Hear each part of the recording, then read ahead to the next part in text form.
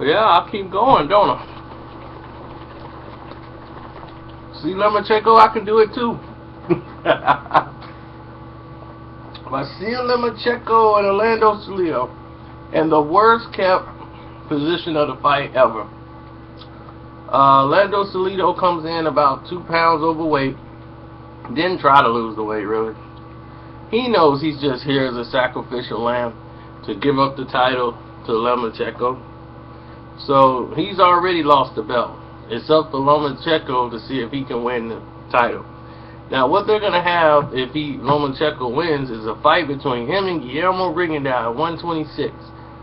Now, Rigondeaux, who fights at 122, is going to be fighting in China in May on an all-Olympic card with Zhao Shimin and Ryoto Mayority and a whole bunch of other Olympians. And if Rigondeaux is successful, Lomachenko and Rigondeaux will be the fight. You know, we all know that. At the end of this year. Hopefully on a Manny Pacquiao card against Juan Manuel Marquez. You know, things that are in the works right now. So, don't be surprised when you start seeing these developments.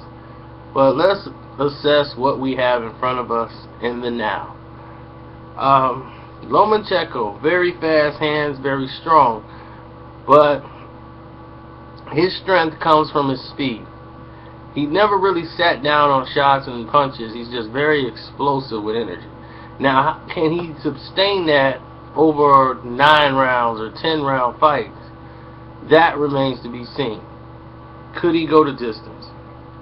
Yeah, he can go 5 if he paces himself, but against a veteran like Salido, he's going to be very hard to get rid of, and he's going to fight very dirty.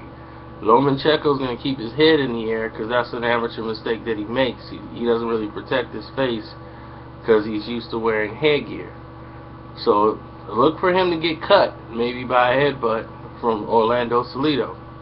But he will get his punches home first, and he will make contact. But will he sit down on the shots when he needs to? That's what I'm waiting to see in this fight, and that comes with development. But a lot of people say, why is he getting a title shot? These guys fought in the Olympics, made career as being Olympic fighters, and were paid for it.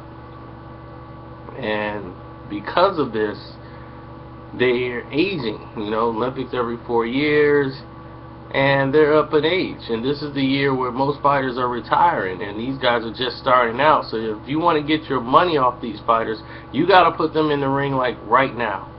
There's no time to waste. They got to get in the ring now, and this is the best shot.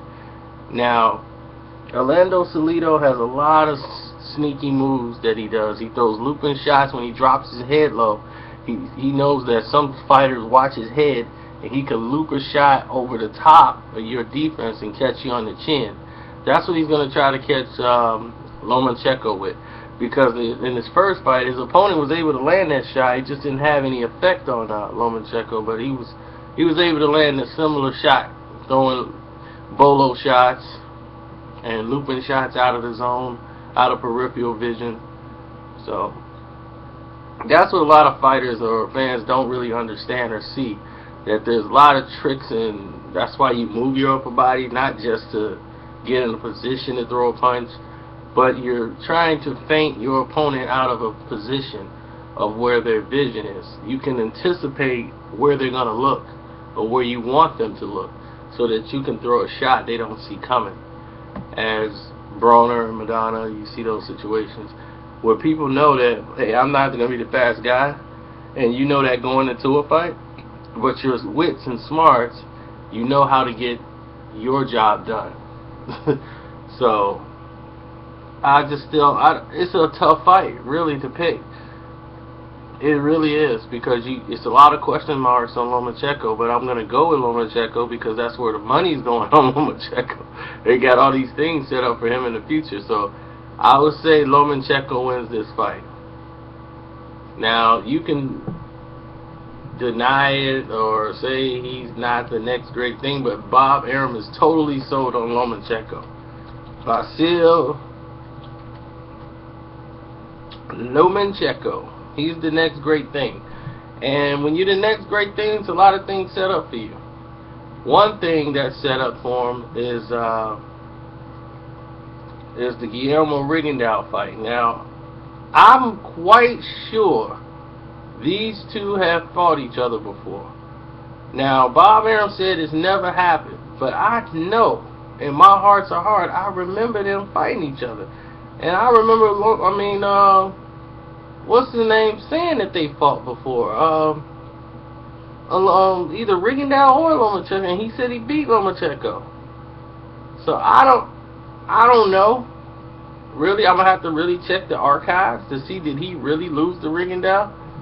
But I don't know.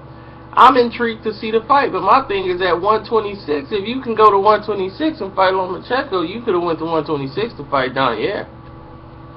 I'm just saying. So, anyway, this video is too long as it is. I'm out.